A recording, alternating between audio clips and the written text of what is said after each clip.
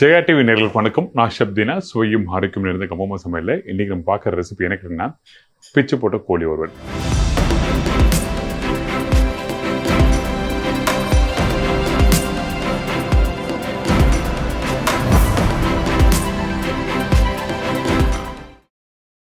இந்த பிச்சு போட்ட கோழி வறுவல் பார்த்தீங்கன்னா நாட்டுக்கோழி இதை பண்ணுவாங்க. ஆனால் இன்னைக்கு வந்து நம்ம சென்னையில் வந்து நிறைய பேருக்கு நாட்டுக்கோழி ப்ராப்பரான நாட்டுக்கோழி கிடைக்கிறதில்ல.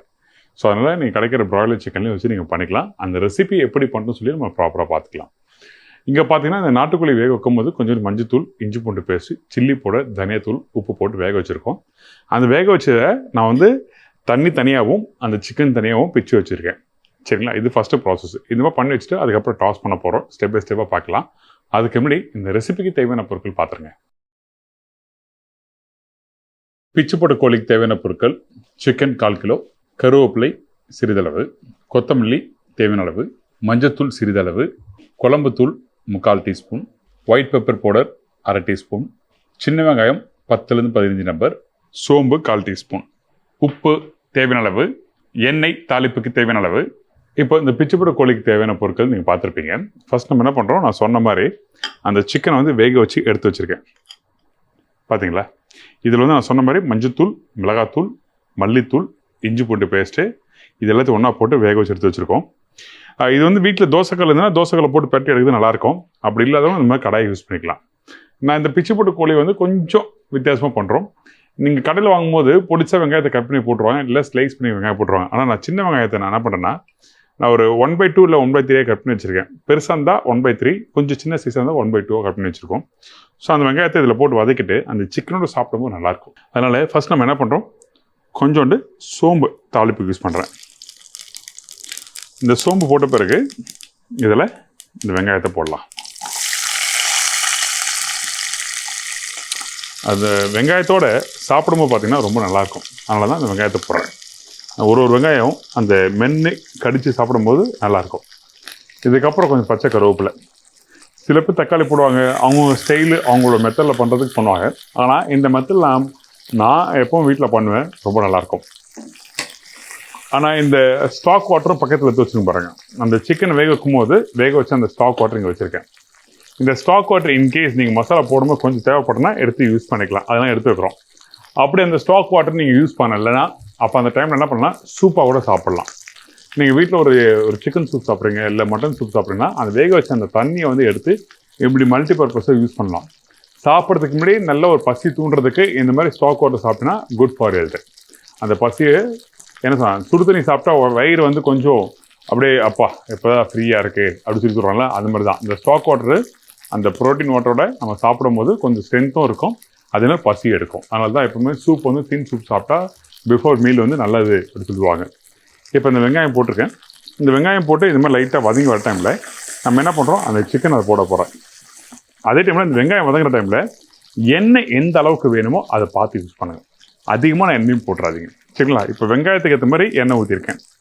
இதுக்கப்புறம் இந்த சிக்கன் வேக வச்ச சிக்கனை வந்து இதில் போடுறேன்.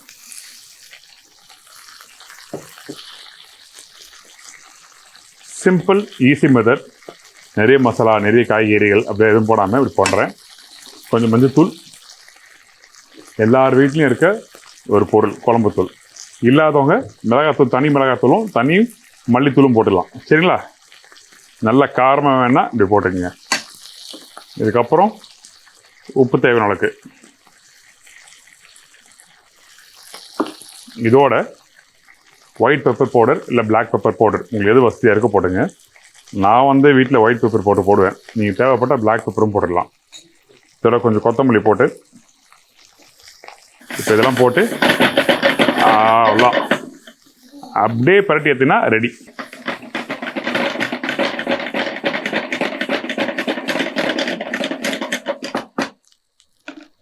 இப்படி ஸ்டாக் வாட்டர் தேவைப்பட்டால் கொஞ்சமாக அப்படி எடுத்து, தேவைப்பட்டா கீழே அப்படியே ட்ரையாக இருக்குது இன்னும் கொஞ்சம் வேகணும் அந்த மசாலா இருந்துச்சுன்னா இது கொஞ்சமாக தண்ணி எடுத்து பேனில் டாஸ் பண்ணிக்கலாம்.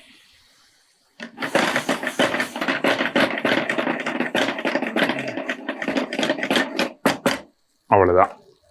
இப்படி நல்லா பேனில் டாஸ் பண்ணிவிட்டு அதுக்கப்புறம் இப்படி எடுத்து சர்வ் பண்ண வேண்டியதான். நாட்டுக்கோழி யூஸ் பண்ணும்போது அது ஒரு பக்கம் வேறு, பிராய்லர் சிக்கன் யூஸ் பண்ணும்போது பக்குவம் வேறு. ஸோ உங்களுக்கு எது வசதியாக இருக்கோ அதுக்கேற்ற மாதிரி பண்ணிக்கலாம்.